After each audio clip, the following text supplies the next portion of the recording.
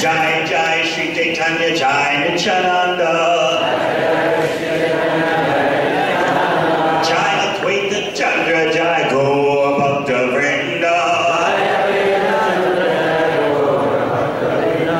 Jai Jai Shri Chaitanya Jai Nityananda. Jai Advaita Chandra Jai Gaur Bhakta Vrinda.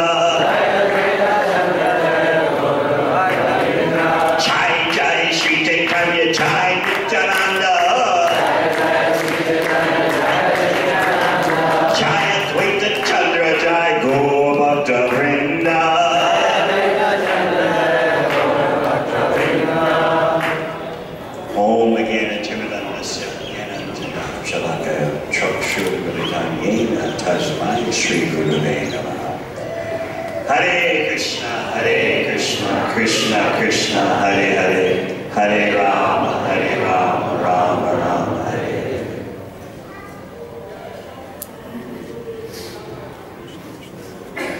This is a day for begging for strength to carry out Krishna's instructions.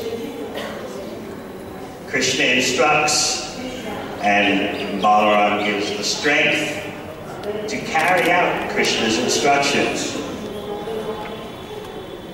Sometimes in our spiritual life we wonder, do we have the strength to continue to go on?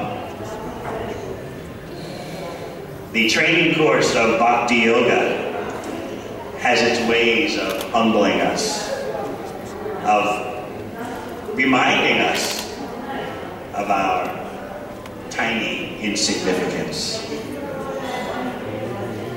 In those kind of tests, yes, there are tests. Srila Prabhupada said every devotee will be tested. Devotees asked him what was his test, and he said, I'm not going to tell you that. No doubt we might be frightened away. How will we make it through the various episodes of the spirit soul trying to exist in the material world? Bhakti, to any sane person, is so attractive. But we wonder, is Krishna some kind of sadist who has made Bhakti so attractive, yet so impossible to execute properly? Where did he get the strength to carry out Krishna's instructions, which, in the dense darkness and agitation of Kali Yuga, may seem so difficult to bear? Today is our day for laying claim to the strength that Lord Nityananda provides.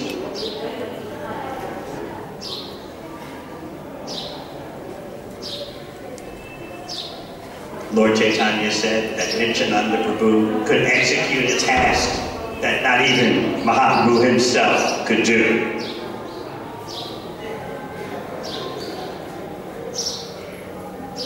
When we look at the situation of Kali Yuga today, around the world you can see complete bafflement. The vaunted institutions of human society, so-called democracy, so-called free market system, cannot cope with the problems of the day. Throughout the world, you'll see institutional dysfunctionalism as people are becoming more and more cognizant that no political or economic solution is working. There have been no new political and economic ideologies for hundreds of years now. It's the same old same thing. Everyone's run out of steam in terms of speculating material solutions to material problems. Institutional problems whether economic or political, mean a human problem. That people haven't quite clicked on yet. They have a problem in terms of what is the purpose of human life.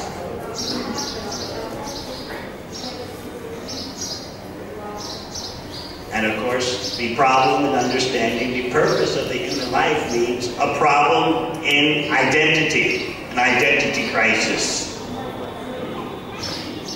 Am I material or am I non-material? And if I'm non-material, what is the non-material reality that I'm supposed to access and be in connection with? That is real yoga. Connection. What is the ultimate spiritual reality that I'm meant to function harmoniously with?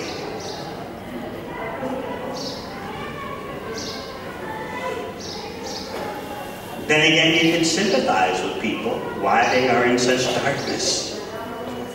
We need to appreciate how much illicit sex, intoxication, beating, and gambling rattle people's minds, nullify their intelligence. In this dense darkness of ignorance and agitation, you see that although the jiva has some intelligence manifesting in material life, it goes all the wrong way.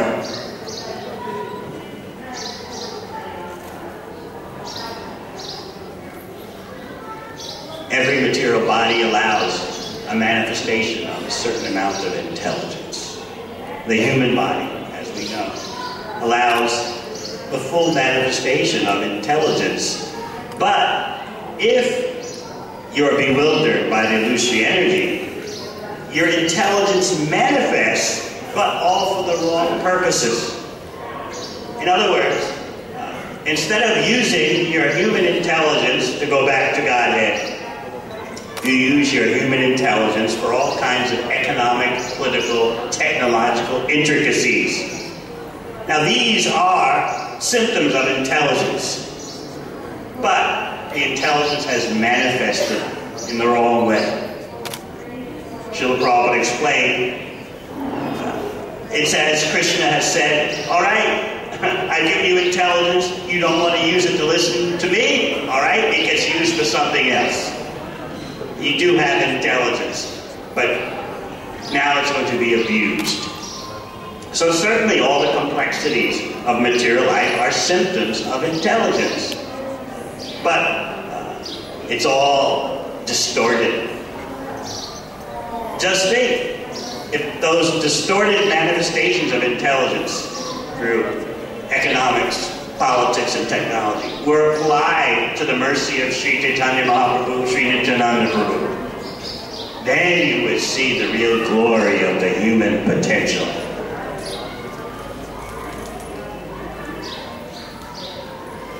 On Nityananda Prabhu's appearance day, we protest the layers of darkness covering human beings. And we have a right to protest that because we know there is a solution. Nitai Padakamala Kuti Chandra Shushita.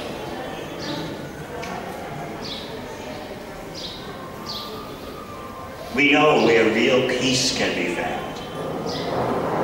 The conditioned soul has no idea what real peace is, although they always talk of personal peace for me, world peace for everyone. They have no idea what a peaceful condition is. The general conception is there'll be world peace through sense gratification. World peace means everyone can gratify their senses however they like, and it's all going to work out. Economically, politically, environmentally, and it's all going to click. That's the conception of peace. That no one will bug me as I become an animal. No one will disturb me as I act as an animal. That is world peace. Individuals will live in harmony through sense gratification. Nations will live in harmony through sense gratification. So without even a proper understanding of what is peace, How can they understand what's truly wrong? So Narottam Das Thakur says in his song that they don't understand the value residing in Lord Nityananda's lotus feet. They fail to appreciate where real peace emanates from. And then, of course, for those who are fortunate to be Krishna Bhaktas, they need Lord Nityananda to approach Shri Radha and Krishna. Narottam Das Thakur says this twice in his song. Ordinarily, even in Vrindavan, what to speak of the rest of India, what to speak of the world, ordinarily it's very difficult to understand Radha and Krishna. That's why so many misconceptions abound, so many permutations, lack of clarity to varying degrees. But if you approach Shri Radha Krishna through the mercy of Shri Gaur Nitai, then everything becomes clear. And especially Narottam Das Thakur is emphasizing, you must obtain the mercy of Sri Nityananda Prabhu in order to understand Radha Krishna, in order to participate in their Leela.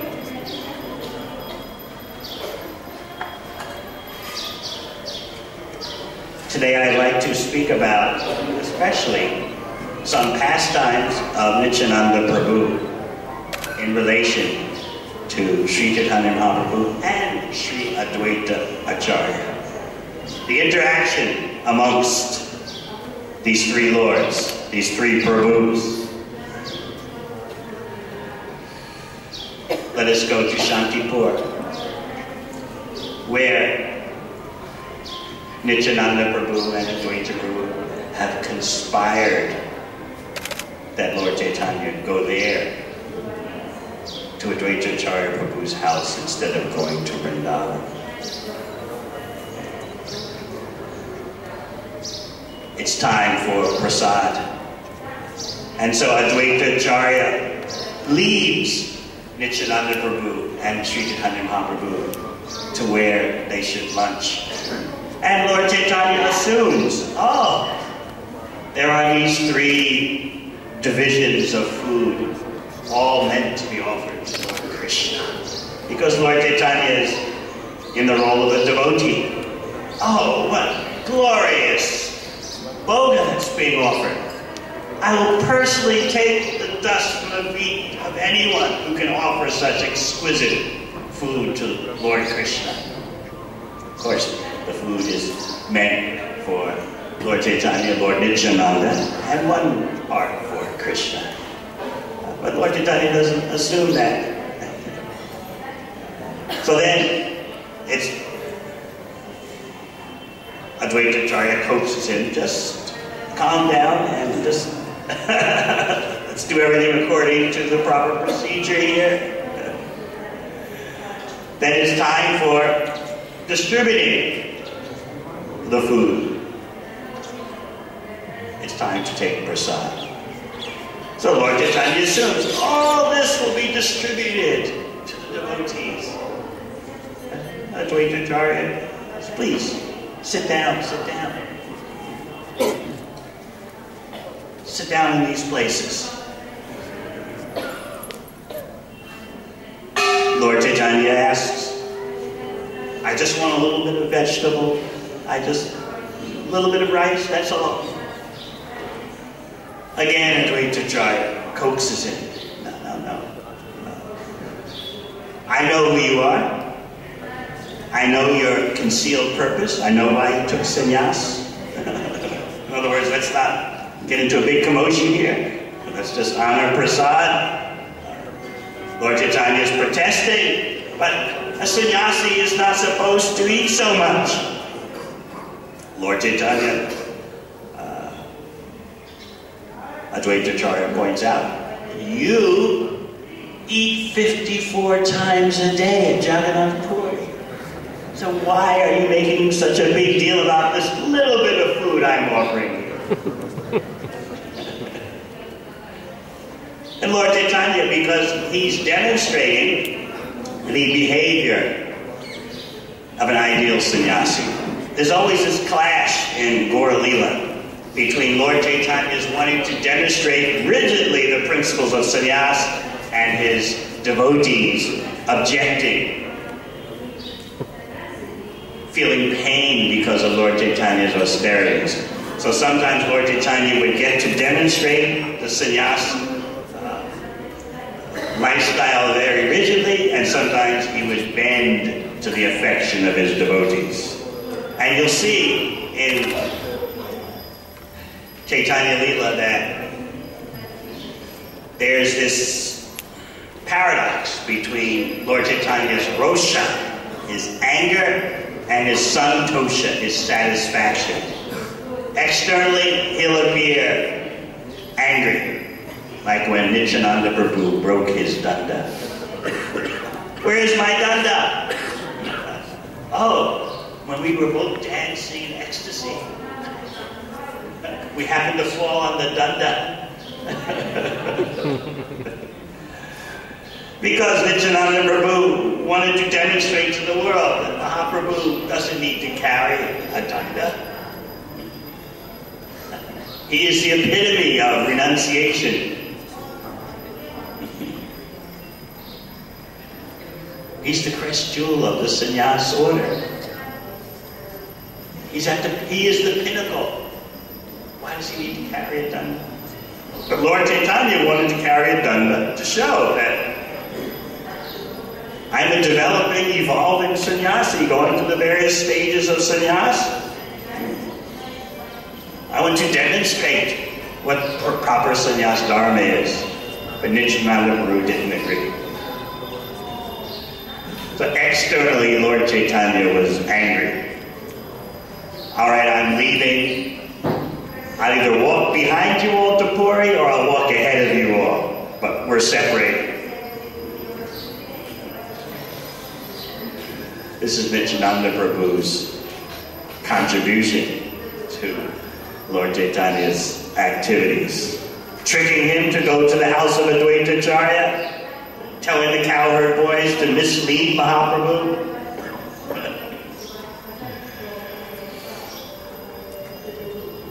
Breaking Lord Chaitanya's danda, throwing it in the river. And now we're discussing Prasad Leela, when Lord Chaitanya finally sits down to take Prasad at the house of Advaita Acharya. He's protested the quantity, and he's also protesting the variety. On both counts, Mahaprabhu says that this is not the duty of the sannyasi. Externally, he's acting in that way, because he feels that it's part of his mission to show proper austerities. Finally, Advaita Acharya gets both Nityananda Prabhu and Advaita Acharya, Mahaprabhu, to sit down. And inwardly, Lord Chaitanya is satisfied seeing the offerings before Nityananda Prabhu and himself. Inwardly, there's the santosha. Externally, there's disturbance.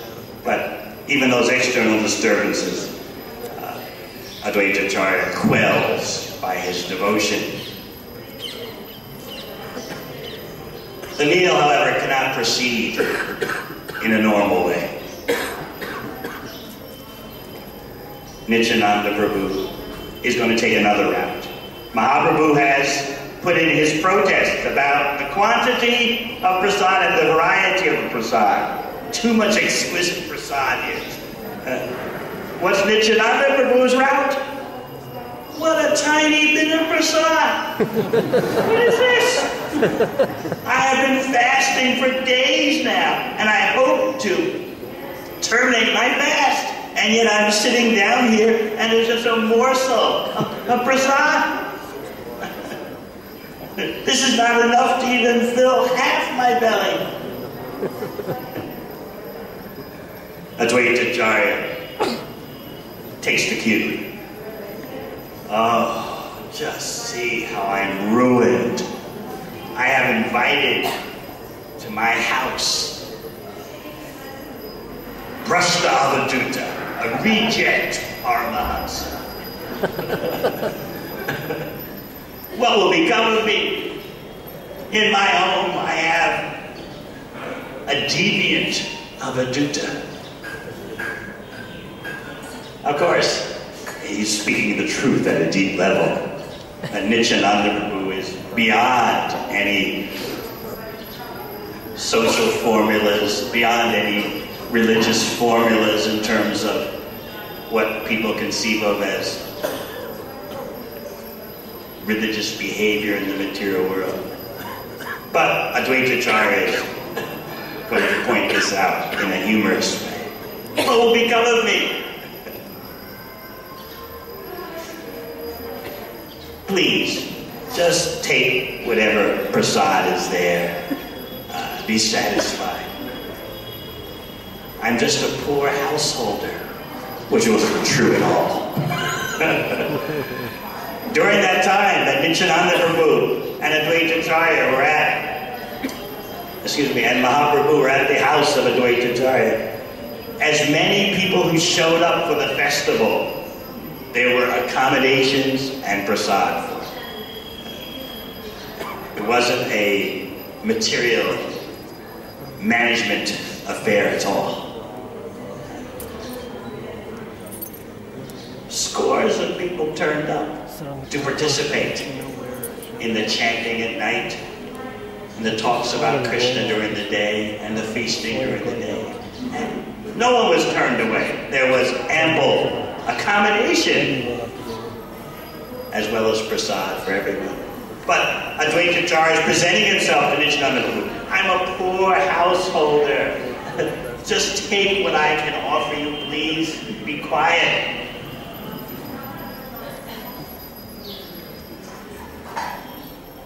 So Nityananda Prabhu and Sri Chaitanya Mahaprabhu begin to lunch.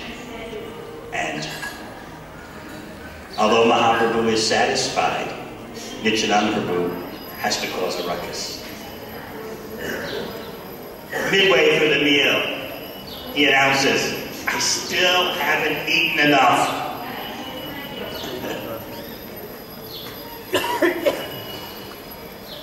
Still I'm hungry.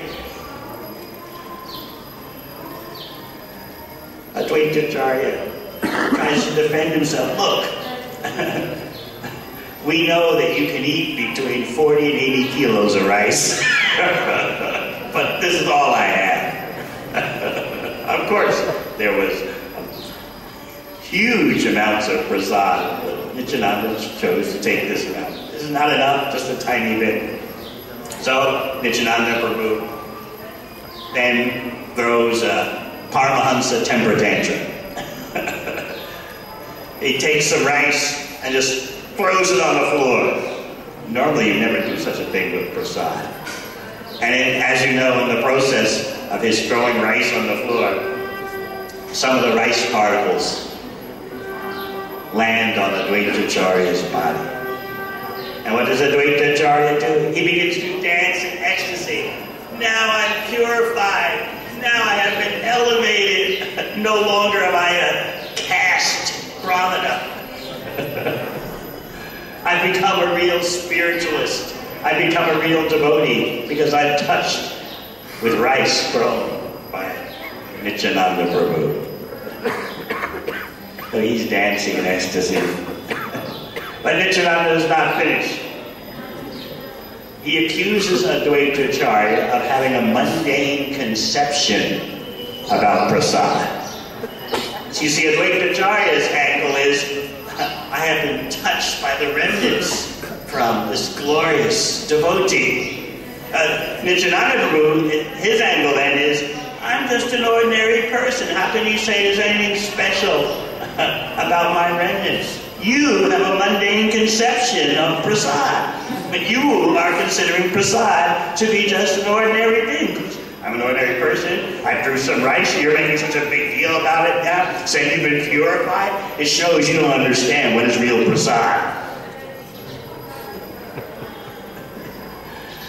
So he then announces a penalty for Advaitacharya. The only excuse for this offense, the only pardon for this offense of having a mundane conception about prasad is that you have to invite 100 sannyasis to your house for lunch. What was Advaitacharya's response? Oh no, I've had so much trouble with just one of you guys. And you want me to invite 100?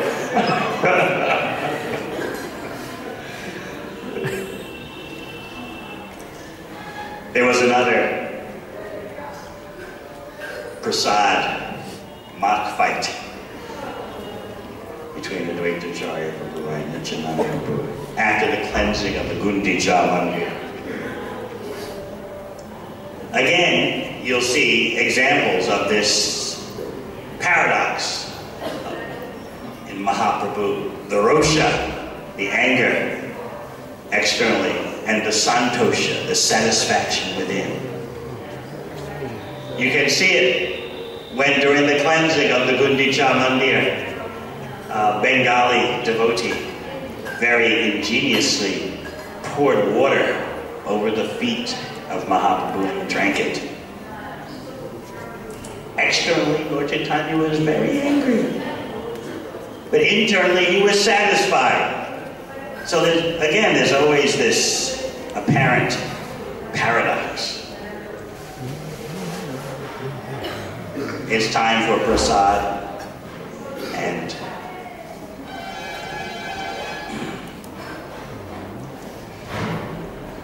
Lord Chaitanya is making sure that all the devotees have exactly the type of prasad they like. He's ordering that the first-class prasad should be distributed to everyone else. Of course, Sri Damodar and Jagadananda, they had another idea. And especially Jagadananda, he would swiftly just pile all the first-class preparations on Lord Chaitanya's plate. And Lord Chaitanya would just look at it in fear, afraid to say anything, knowing that if Jagadananda is offended, he won't take prasad, he'll fast and cause a commotion. Meanwhile, Sri Damodar is very affectionately coaxing Lord Chaitanya, just eat, just eat, just eat.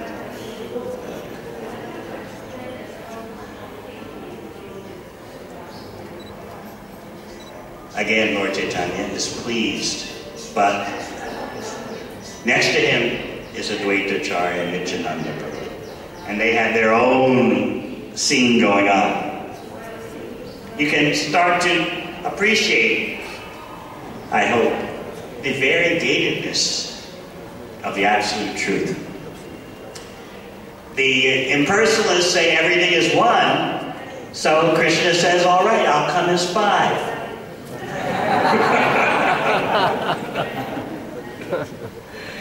And you see that unity and diversity, how all the diversities form the oneness in the interactions between Advaitacharya, Nityananda Prabhu, and Sri Chaitanya Mahaprabhu.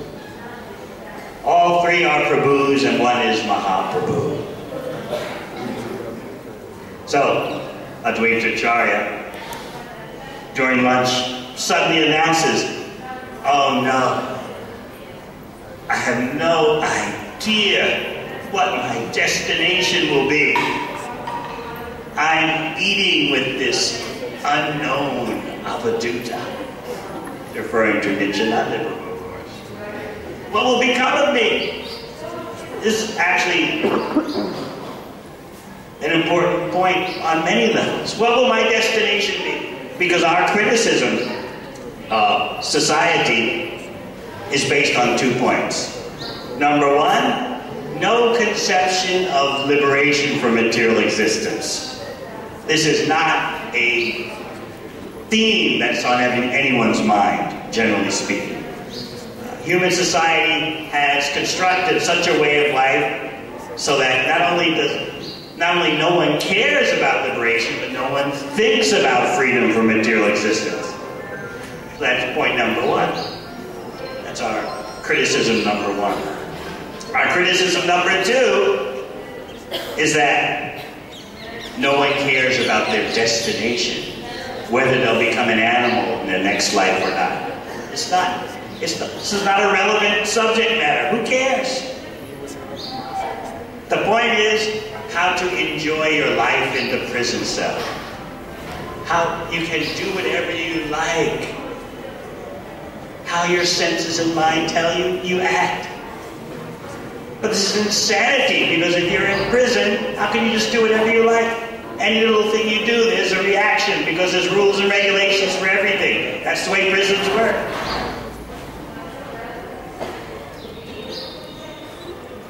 So Advaita Acharya, in his battles with Nityananda Prabhu, he's pointing out the importance of understanding what your destination is. I'm sitting next to someone who knows where he's at. Who knows what his mentality is? Who knows anything about him? What will happen to me? What will be my destination? What will be my gati? No idea. So in his joking, he's making a very serious point. He goes further. As far as Chaitanya Mahaprabhu, he is a sannyasi. He doesn't have to follow the rules and regulations that I, as a Grihastha Brahmana, have to follow. The sannyasi can take food from here, there, and everywhere. But I, as a Grihastha Brahmana, have to be very strict. But look who is sitting next to me. How can I maintain the proper dharma when I have such an unknown character sitting next to me? Number one, we don't know his janma. We don't know his birth. Whether it's good, bad, high, low, who knows? Number two, we don't know his kula. We don't know anything about his family line, his dynasty. Number three, we don't know anything about his shila, his character. Is it good? Is it bad? Who knows? And number four, his achar, his behavior. Who can understand it? So it sounds like he's really putting Nityananda Prabhu down. But actually he's presenting the eternal truth, the eternal tattva, Nityananda Prabhu, who is beyond any caste designations, beyond any material conceptions of behavior. The true Paramahansa, who has nothing to do with the material energy. Naturally, Lord Nityananda Prabhu is beyond any material conception. It's not that he has to go through sadhana to get to that point. It's not that he has to struggle to rise above the material energy. He's the natural Paramahansa. So Advaita Acharya is actually speaking Nityananda Tattva. But Nityananda is going to reply, Advaita Acharya, your very name lets us know where you're at. You are an impersonalist. You are a monist. And what is your main activity? Teaching Advaita Siddhanta. You are teaching the monistic conclusion, as your very name lets everyone know. Actually, Nityananda Prabhu is glorifying Advaita Acharya. What he's really saying is that you're a Shuddha Bhakta, you are a pure devotee, and you are teaching the right conclusion. Advaita Siddhanta actually means Advaya Gyan. There is oneness, which includes eternal variety. As you know, the false Advaita Siddhanta means that any distinctions between the Lord and his servants are just temporary. Any understandings that there is the predominator and the predominated, these are just temporary. And once you reach spiritual perfection, all such distinctions fade away. Therefore, bhakti yoga is a material activity. It's a material ritual dealing with temporary variegatedness, which is not the eternal reality. We are listening to the interactions between Nityananda Prabhu, Advaita Acharya, Chaitanya Mahaprabhu. They are showing, indeed, as Chaitanya Charitamrita says by its title, the eternal characteristics of the living force. There are the Prabhus, and there are the servants of the Prabhus. Even though Nityananda and Advaita Acharya are Prabhus, they still see themselves as servants in Chaitanya Lila.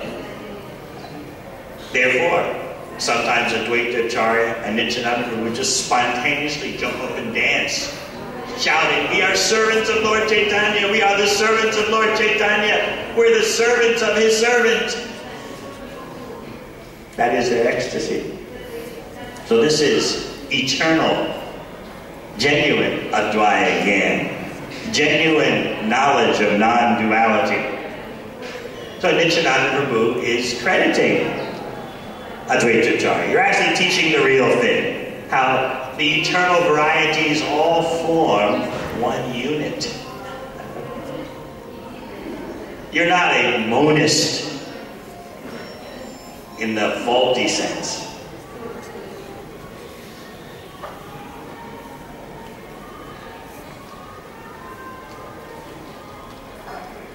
Meanwhile, what's happening to Lord Chaitanya? Amidst the trio and surrounded by devotees. All the devotees are in consecutive rows. What is Lord Chaitanya doing? Well, Nityananda and Advaita Acharya are having this battle. He is trying to control his ecstasies because the whole lunch situation reminds Mahaprabhu of Krishna lunching with the cowherd boys in the forests of Vrindavan. So he's trying to control himself and be patient, restrain his transcendental emotions. Meanwhile, Nityananda Prabhu and Advaita Acharya are having this battle. This is the eternal spiritual variegatedness.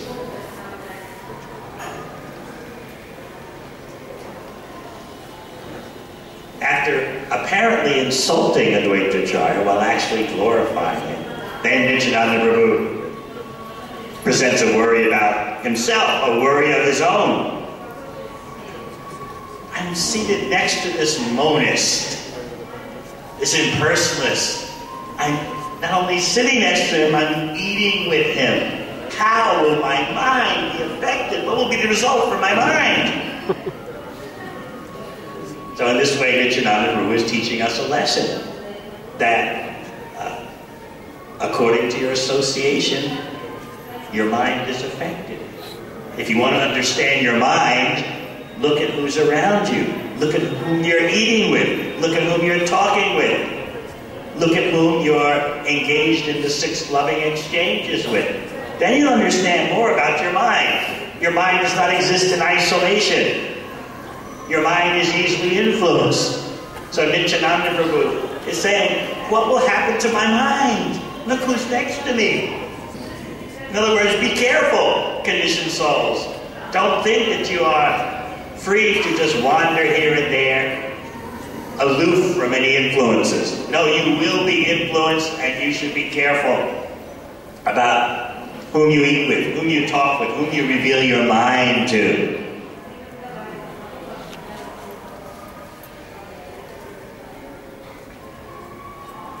So we might say that the way the world is, how can you remain aloof from influences? It seems impossible.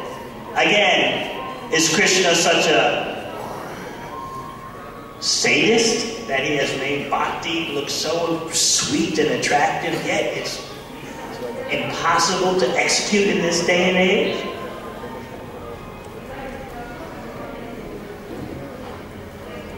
We take strength from Sri Nityananda Prabhu, who in Chaitanya Lila demonstrates that strength is available.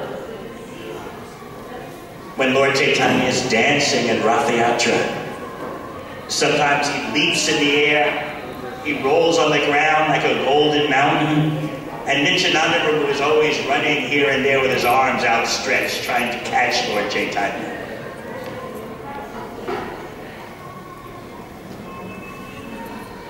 Nityananda Prabhu is letting us know the strength is there. I'll give you the strength. When the crowds are surging around Mahaprabhu at Rath Yatra, what is Nityananda Prabhu doing? He forms the first circle protecting Lord Chaitanya. That first circle, of course, is not ordinary because it's formed by Nityananda Prabhu, who is Mahabala, the great strength, not material strength. Human society today has made the great mistake of trying to organize based on material strength.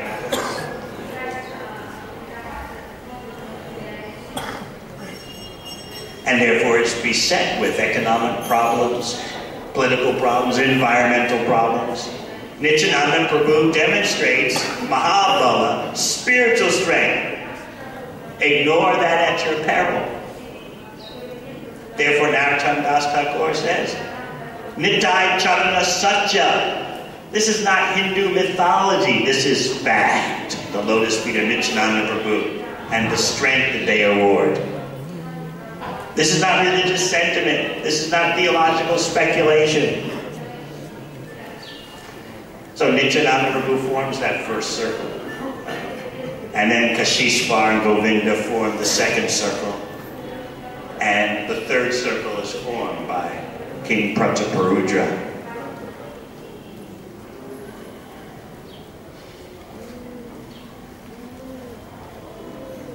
Sometimes, however, by the arrangements of Yogamaya, Nityananda Prabhu just gets lost in ecstasy.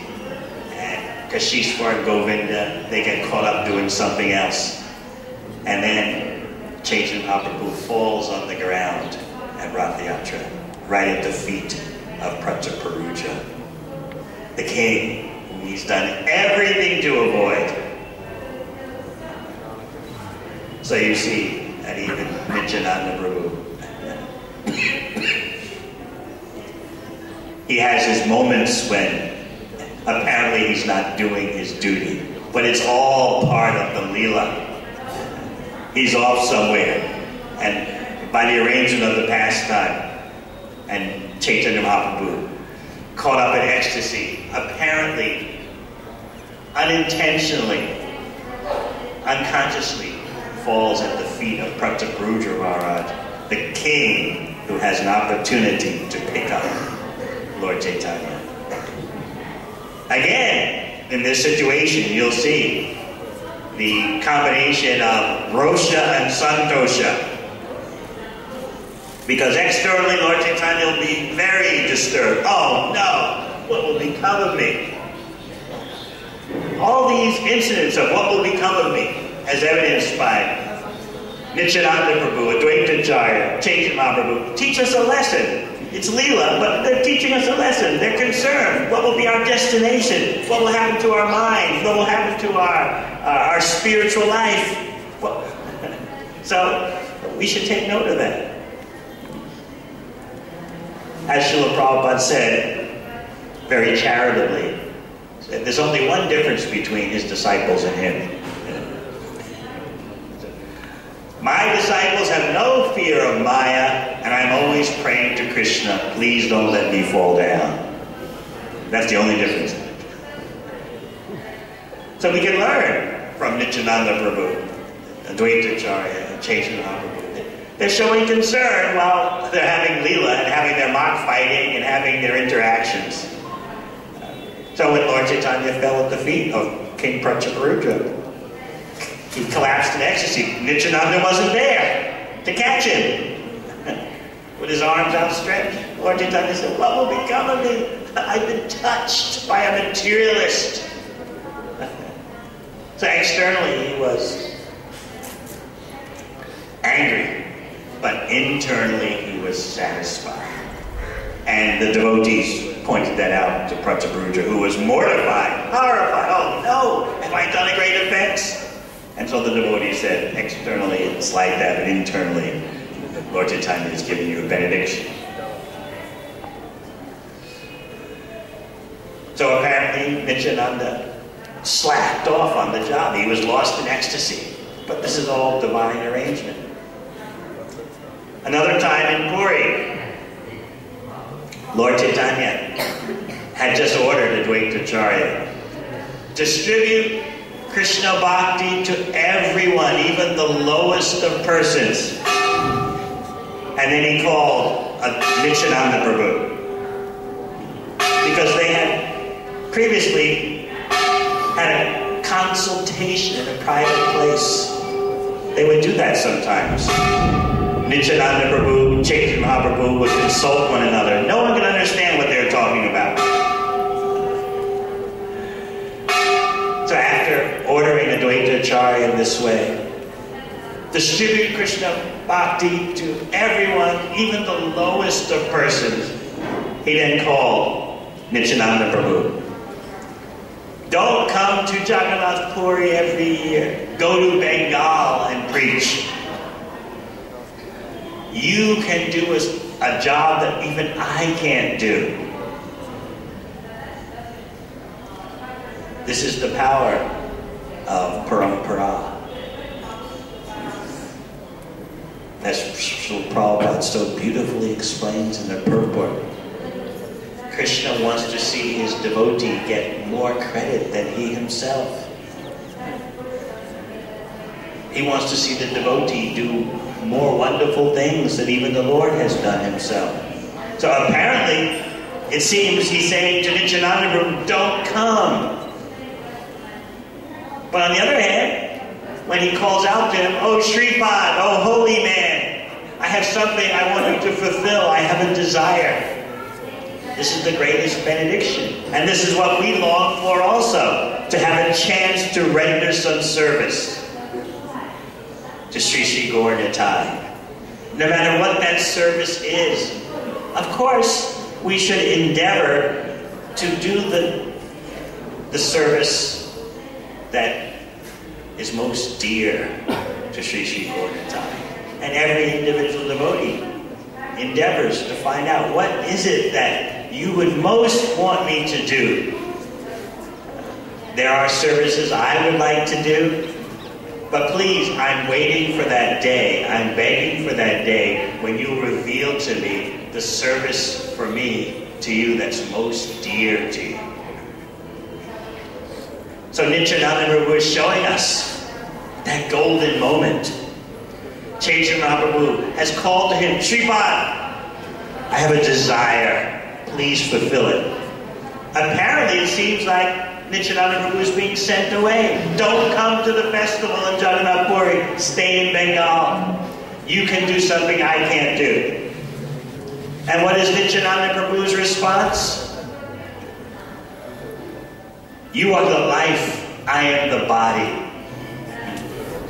The life and the body, in one sense, are the same, but always it is so that the life is more important than the body. He's telling Chaitanya Mahaprabhu, you are the Nitai Pran, you're the life of Nitai.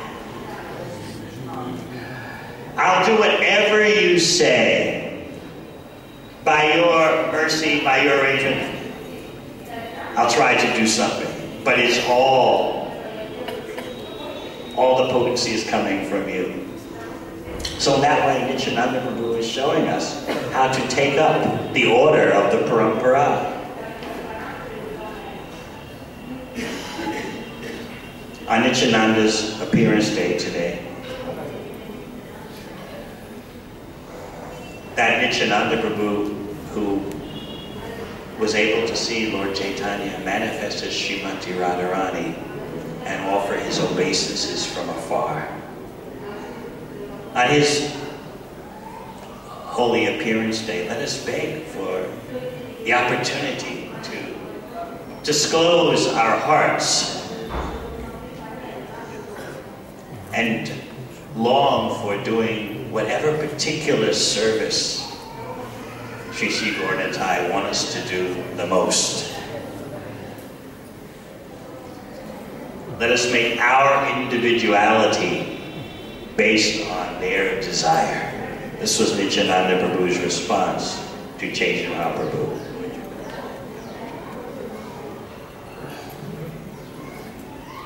I'm molding myself according to your desire.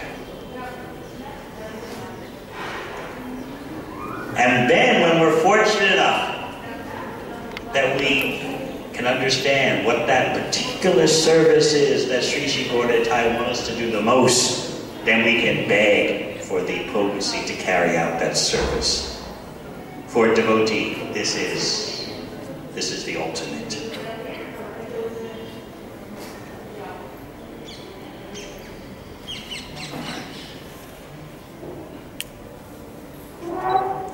Thank you very much. Hare Krishna. Sri Nityananda Prabhu ki.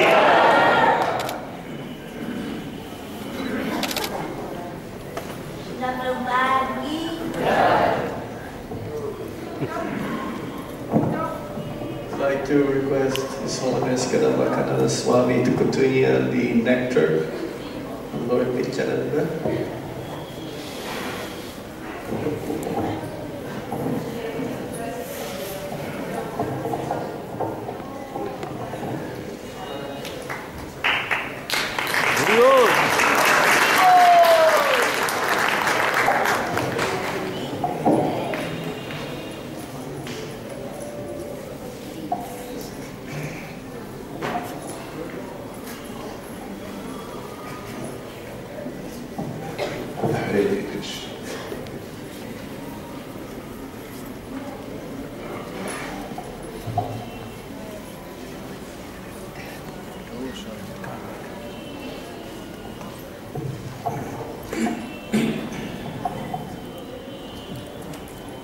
Jai Jai Sri Chaitanya Jai Nityananda Jaya Vitu Chandra Jaya Gaura Bhakta Vrindavan. Jai Jai Sri Chaitanya Jaya Nityananda Jaya Vitu Chandra Jaya Gaura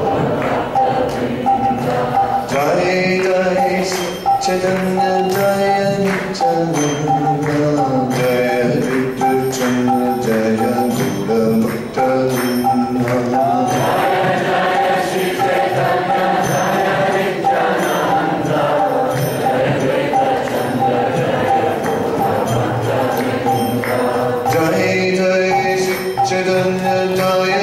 Jaya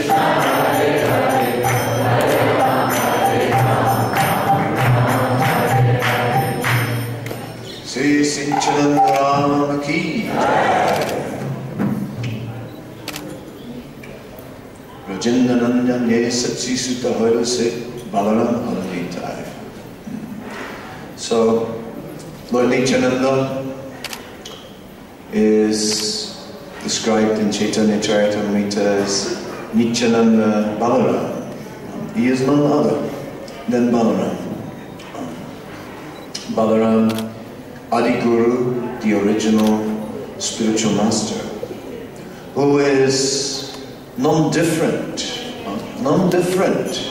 from Lord Chaitanya, Bhakta Rupa, Swarupa Kama. He is the same Swarupa as Chaitanya Mahaprabhu, but yet he is different in mood. One is known as Sevya Bhagavan, or the Lord who is being served, and the other is known as Sevak Bhagavan, or the Lord who is engaged in service. In this way, Lord Nityananda is the original spiritual master. By being the original servant of Lord Chaitanya, who is fully dedicated. It is said that he serves the Lord in 5 different ways. First of all, he expends himself as Mahasankarsana. He expends himself as Lord Ananta. And then he expends himself into the 3 Purusha avatars, Garbhadaksaya Vishnu, or Mahavishnu, Garbhadaksaya Vishnu, Kshirodaksaya Vishnu. In this way, Lord Nityananda is making all the arrangements for the Lord. As Lord Sankarsana, he is glorifying the Lord in the spiritual world. As Lord Mahavishnu, he is the one who gets involved in making arrangements in the material world and expends his Garbha, Daksaya, Ksira Daksaya Vishnu, and deals with every living being on behalf of the Supreme Lord. Vande Shri Krishna Chaitanya Nityananda Sahurito Godadoya Pushpadanta Chitta Sannatanonadu. It is said that as the sun and moon appear simultaneously, in this way, these 2 lords, who are both the Supreme Personality of Godhead, appear simultaneously. Srila Prabhupada explains that the moon, the difference between the sun and the moon is that the moon particularly appears in darkness. So Nityananda is the one who particularly deals with the most fallen. We're seeing various pastimes where Nityananda is dealing with the most fallen. Lord Nityananda appeared approximately 12 or 13 years before Lord Chaitanya in the district of Radhadesh, where the Ganges doesn't flow. And it's said that, of course, from his very childhood, he was a great devotee who was enacting pastimes of the Lord. And then at a young age, a sannyasi came, and that sannyasi begged his father, who was completely dedicated to Dharma. He begged his father, please give me your son. So what could he do? Could he do now? He didn't want to give. But what if he didn't give? If he didn't give, then he was showing the wrong example to his son. See? So he was caught by the situation, and he gave his son. And of course, he didn't live long after that. Just like it happened with Dasarath, when also his son was asked by Devamrita. His son was asked to come, and Dasarath also could not tolerate. And then when Ram went to the forest, then Dasarath left his world.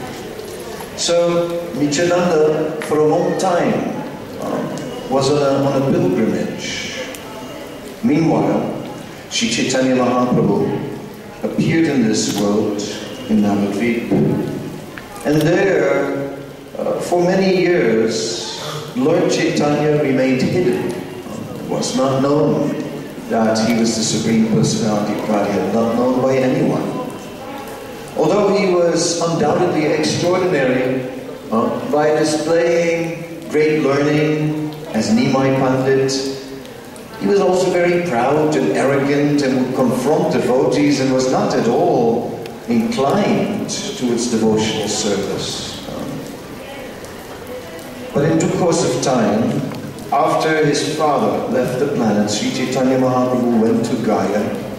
In Gaya, he received initiation, he met his spiritual master Iswarapuri, received initiation and returned to Bengal, this time as a devotee.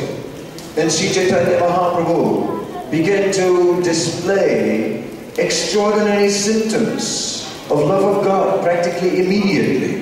And everyone was amazed to see such level of devotion. And everyone was astounded and talking about Nimai. Soon after, Sri Chaitanya Mahaprabhu was first identified by Advaita Acharya, who suddenly understood, now I know who you are. And he began to worship Chaitanya Mahaprabhu as the Supreme Lord. Then Sri Chaitanya Mahaprabhu sat down in the house of Srivas on the altar and revealed his identity as the Supreme Personality of Godhead. He sat there for 21 hours.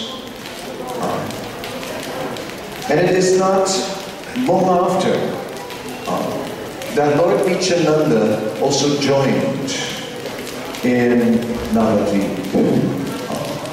So Lord Nityananda then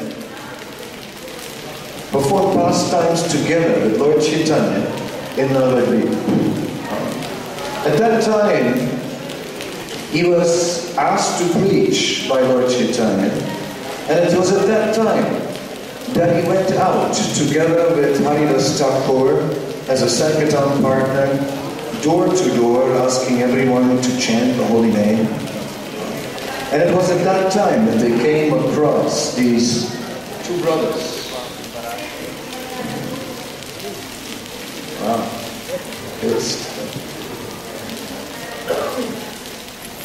It was at that time that these two drunken brothers, Jagai and Madai, were terrorizing Navadvip. In the Chaitanya Bhagavat it is described that the amount of sinful activities that these two brothers had committed were beyond imagination. It was practically not possible to keep records of the amount of sinful activity. Yamaraj has a personal scribe known as Chitragupta, and Chitragupta has many messengers, and the messengers were just running up and down with always new messages of new sinful activities performed by these two brothers, and at times the messengers were falling exhausted by the wayside. And all the records that were being kept, so many scribes were writing, they were getting cramp in their hands.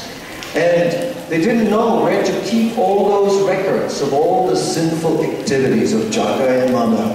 So much space was needed for the files. It is said that these two brothers, they came across Lord Nityananda. When Lord Nityananda and Haridas Thakur saw these brothers, Haridas said, come on, let's go. But Nityananda, somehow or other, being very transcendental and having this particular nature, it is said in the Chaitanya Charitamrita that Nityananda is even more ecstatic than Lord Chaitanya. And the reason is because he's always absorbed in the service of the Lord. And because he is serving the Lord, his ecstasy is so great that he becomes intoxicated. Therefore, Nityananda is practically drunken with love of God And therefore he cannot see who is qualified, who is not qualified, and when it moves, give it the mercy. When Lord Nityananda saw these two brothers, he thought that this was a great opportunity. He thought that these two brothers, Jagai and Madai, they must somehow or other get the mercy. Because they are representative. They are representative of the residents of this age of Kali. And therefore these particular brothers, if they can be delivered by Lord Chaitanya, if they can get the mercy of Lord Chaitanya, then truly everyone in this age can get the mercy. So therefore he fixed his mind. And he asked the brothers to chant the holy name of Krishna. And immediately they became extremely aggressive and wanted to attack both Haridas and Lord Nityananda, who turned around and ran at great speed. But Haridas was considerably older, yes, even something almost 25 years, 22 years older than Lord Nityananda. So Haridas had a hard time with all this running. And he is saying, why do I go out with this madman? With this madman Nityananda, he gets me into endless trouble again and again. Sometimes he just suddenly gets in the mood of a cowherd boy, and he throws his clothes off, he goes into a village, he drinks the milk of a cow, and then all the villagers get upset. They chase us, and he runs away because he's very fast, and they catch me, and I have to explain. I'm not going out with him anymore. Enough. So in this way, Haridas was complaining. He was complaining, I will not go out with this transcendental madman anymore. Of course, Haridas also knew very well that this transcendental madman, Nityananda, was mad in love of God, and he knew very well that anyone who would get the mercy of Nityananda would certainly be delivered. Anyway, because the brothers Jagai and Madai were drunk, they couldn't walk in a straight line, and therefore Nityananda and Haridas managed to escape. So that evening, they reported back to Lord Chaitanya, and Haridas, he told everything. And he told how Nityananda just started preaching to these drunks and risked their life.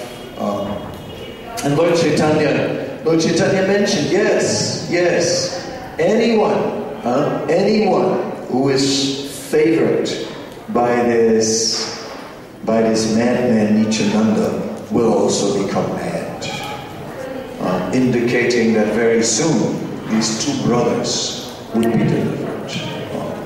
Well, the next day they approached the brothers again, and the next day it was Madai who hit Lord Nityananda with the clay pot. And Lord Nityananda stood there. He stood there bleeding.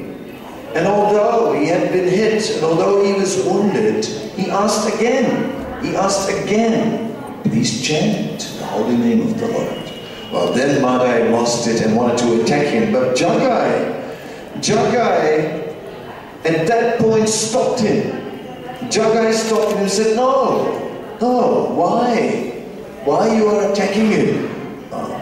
Jagai had previously appreciated the kirtan, that they sing nicely.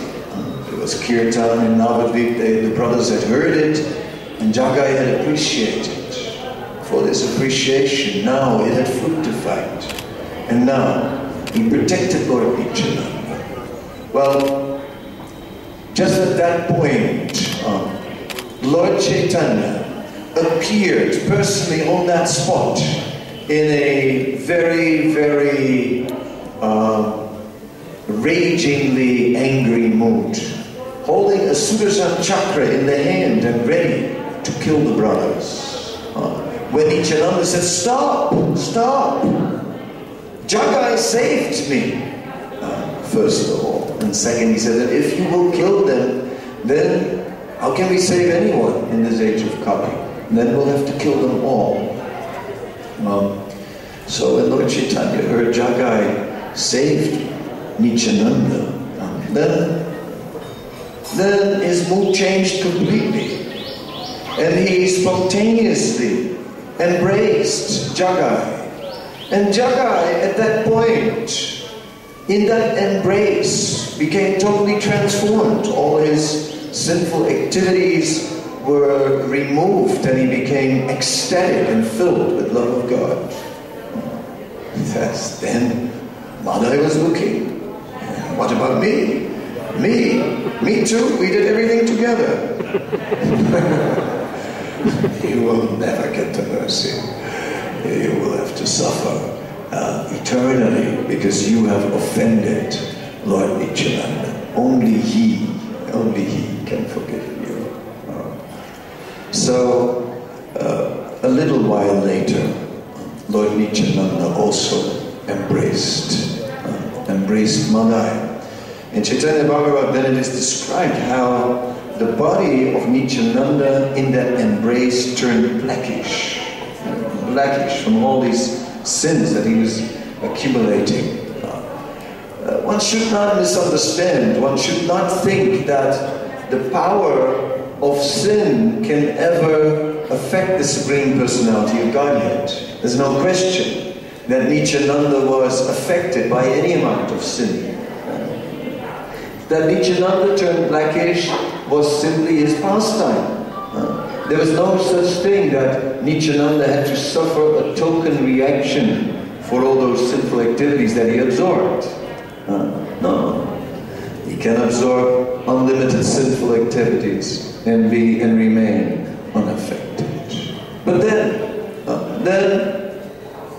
to show that indeed, Madai was unlimitedly sinful, and that all that sin was really eradicated, Nityananda turned blackish. But we see that although now Madai had become purified from all these sinful reactions, still Madai was not satisfied. Madai was not happy. So then Madai turned again to Lord Nityananda and said, "But I am still not happy, because if I think of all those people that I have offended, and I don't know how many, I was drunk, I was totally intoxicated, I can't even remember all those people. I can't even remember what we have done to so many people." Then Lord Nityananda advised the two brothers to make a bathing god, and the bathing god serve all the Vaishnavas. But that, still, even that, they did it, and they were serving the Vaishnavas, and still Madai was not feeling relieved. Madai still felt burdened by feelings of guilt. And again, Madai came before Lord Nityananda, and Lord Nityananda said, "Yes, what is the problem?" And Madai said, I can appreciate that you have forgiven me, because you are very merciful. But I cannot forgive myself. I cannot forgive myself for such a sinful act. And then Lord Nityananda said, "My dear Jagai and Madai," he said, sometimes a child even physically attacks his father and hits him with a wooden toy. And it hurts. But the father doesn't take it very serious. He doesn't consider that a major thing. So in the same way, from my perspective, you are like my children. I don't take it very serious. I don't take your events very serious. It's forgotten. You can also forget. So Lord Nityananda, in this way, also delivered Madai, who was an aggressor and not qualified. Devamrita Maharaj was mentioning how the mercy in the Parampara is multiplying, because Lord Chaitanya wanted to see that more glory would go to Nityananda than to himself. So Srila Prabhupada also explained, as Nityananda was delivering one Jagai and Madai, we can deliver many Jagais and Madais, because of the same reason that Lord Nityananda wants that the devotees are glorified. And Lord Chaitanya and Lord Nityananda allow the devotees to deliver many Jagais and many Madais.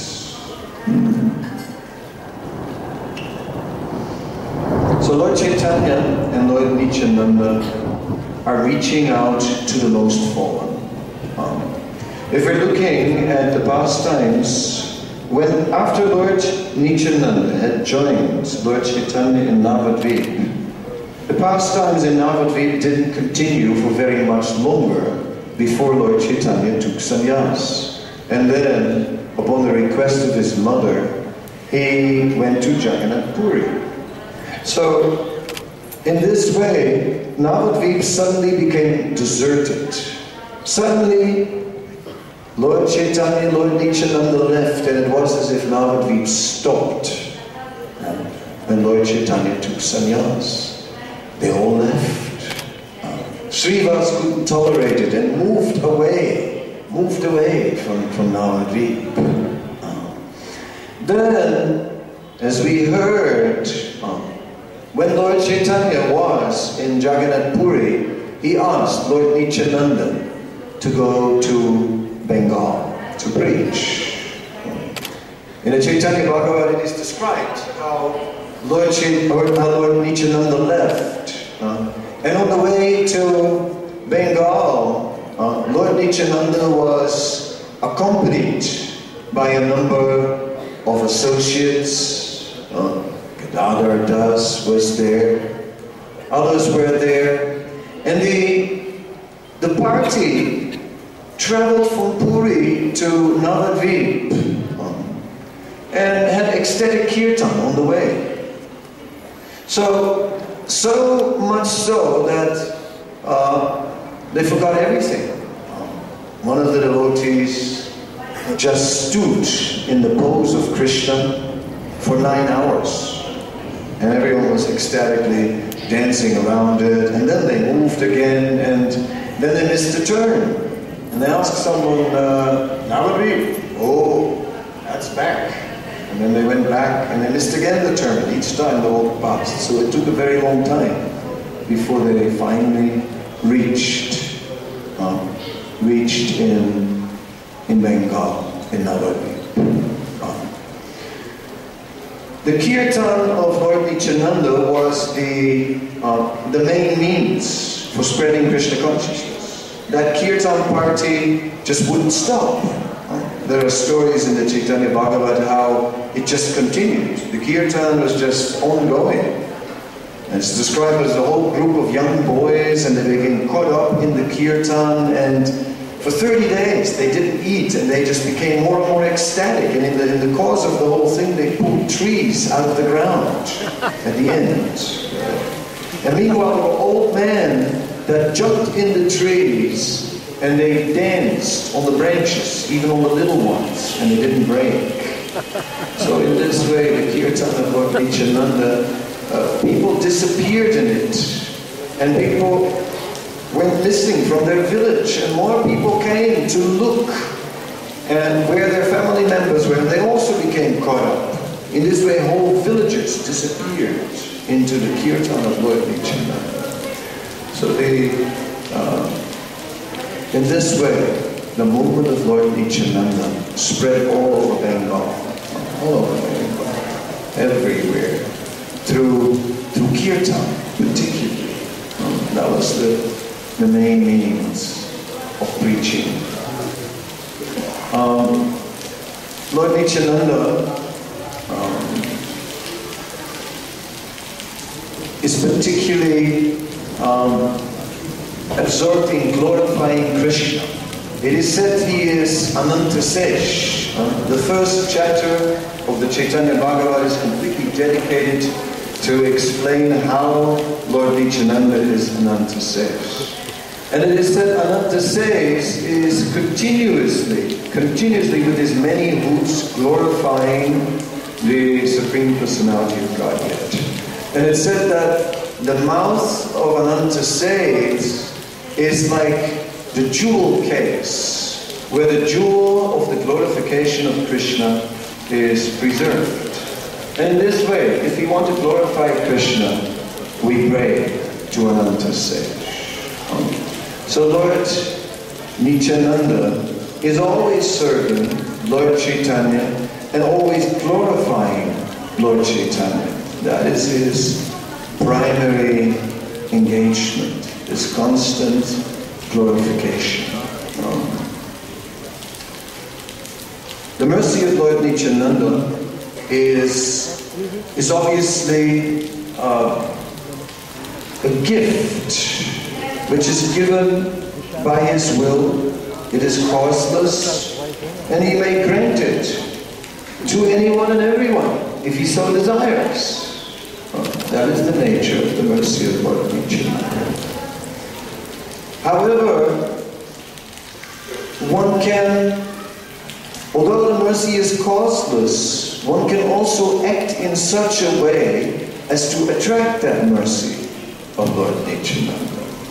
And since Lord Nityananda is always engaged in serving and glorifying the Supreme Personality of Godhead, Sri Krishna Chaitanya, if one assists Lord Nityananda in that service, then one can purchase Lord Nityananda. Then one can attain the mercy of Lord Nityananda. So in this way, there are two ways to attain the mercy of Lord Nityananda. By prayer, especially on this day, and by service, by serving in the mission of Lord Nityananda, by assisting Lord Nityananda, who is prepared to give the mercy to the most fallen. When Lord Chaitanya and Lord Nityananda were still in Navadvip, at that time they were walking down the street, Lord Chaitanya dressed in the white dress of a grihasta, a Brahman with a Brahman thread, which was none other than Anantasesh on his broad chest, all effulgent, walking down the street. Then a sannyasi passed by, and when the sannyasi saw that wonderful Brahmana, he said, Oh, I am so happy to see such a glorious Brahmana. I want to offer some benediction. May you live a long life, have great health, great wealth, and great beauty. So Lord Chaitanya said, what kind of blessing is that? That's more like a curse. So the sannyasi said, just see the symptoms of Kali Yuga. You give someone blessings, and what you get? What you get? No gratefulness in this age. No, Lord Nityananda then interfered and said, no, this boy has a difficult character. Only I know how to deal with him. But sir, I appreciate your blessing very, very much. the sannyasi said, someone who's intelligent. Oh, very nice. An intelligent man. He said, sir, you must please come to my home and take some prasad. So, Nityananda said, all right, we will come, we will take a little fruit, just a little fruit. So they came. And as they came with the sannyasi, and they came to the sannyasi's house, the wife of the sannyasi was already waiting. She was already waiting and said, oh, you have brought some guests. I said, yes, they will take some fruits. They'll take a little fruit. Oh, very nice. So she went in the kitchen and made all the arrangements to cut up the fruits and get everything ready. And then both the lords were seated. They were honoring the fruit. And then the sannyasi, he came and he says, you take some anand, take some, yes, some anand you want, yes.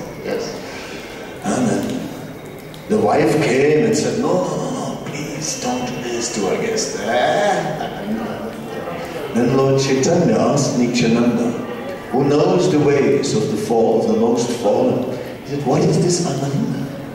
He said, alcohol. Then Lord Chaitanya jumped up and he ran out of the house, followed by Nityananda, and in full speed they ran towards the Ganga and they jumped in the water with their clothes on and then floated onwards towards Shantipur. Now, it's an interesting story because it's a little bewildering. All right, Lord Chaitanya didn't appreciate the benediction because it was mundane. But Nityananda appreciated it, apparently, and said, yes, we'll take some fruits. When they came to the house and they saw the lady, why didn't they run away right then and there? As probably we would have done.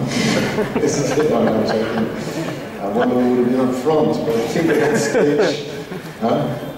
I remember when we were in Soweto, and so there was a little dance, and Devamrita Maharaj was there, and one lady with bikini, and he said, here we go.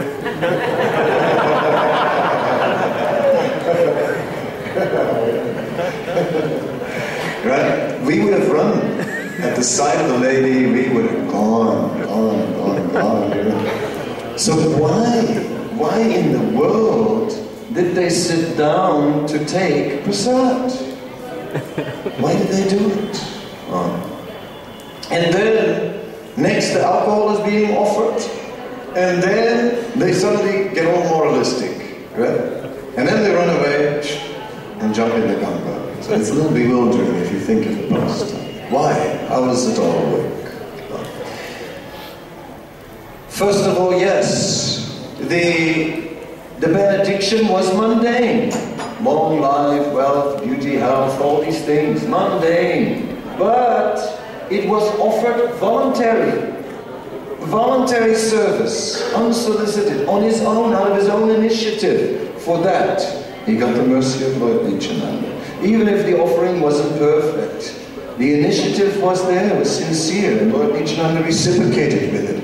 And therefore, yes, they even overlooked the fallen condition, had a little fruit, not too much, just a little to reciprocate. Then, of course, the fallen person continued and offered the wine. And then, to establish very clearly that such a thing is unacceptable, to associate with such fallen persons, unacceptable. Lord Chaitanya immediately showed the principles of Dharma and jumped up, followed by Lord Nityananda, and they both jumped in the Ganga. So anyway, it's very interesting how the balance is there between mercy, between upholding standards, and how the mercy how the mercy can be earned. How even although this sannyasi, so-called sannyasi, was a debauchee, still, because there was some sincerity in him, he got the mercy of Nityananda. And Lord Chaitanya went along with it. We see that. That's our saving grace. Because after all, when Srila Prabhupada writes that Lord Nityananda delivered Jagai and Madai, and that we are able to deliver many Jagais and Madais, then Prabhupada is speaking about how he is delivering many Jagais and Madais, namely us, who are somehow or other just like that sannyasi below the standard, who have poor standards, but somehow or other, if some sincere service is offered, it's still accepted. That is our saving grace. So in this way, there is the one aspect of reaching out to those who are not perfect candidates, but who have a spark of sincerity. All right, pull them in as well. And then the other element is those who begin to serve Lord Nityananda. They are being maintained by Lord Nityananda. Not only is Lord Nityananda reaching out to the most fallen and pulling them out of the material world once, but he's also sustaining us. I mean, now also we are carrying on because of the mercy of Lord Nityananda. How else would we still be here? How else would we be able, with our weaknesses and so on, to carry on? So in this way, it is the extraordinary mercy of Lord Nityananda that has pulled us out of the material world, and it keeps us also going. Srila Prabhupada, of course, represents that mercy of Lord Chaitanya and Lord Nityananda perfectly. And he adds his own prayer.